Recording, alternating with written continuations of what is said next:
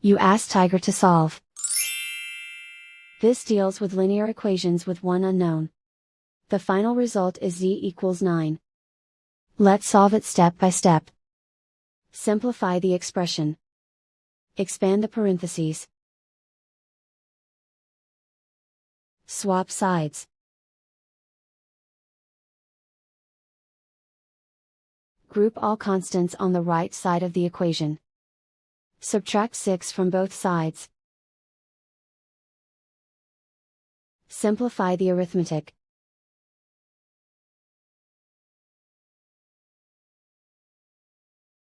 Convert the z into a positive number. Multiply both sides by -1.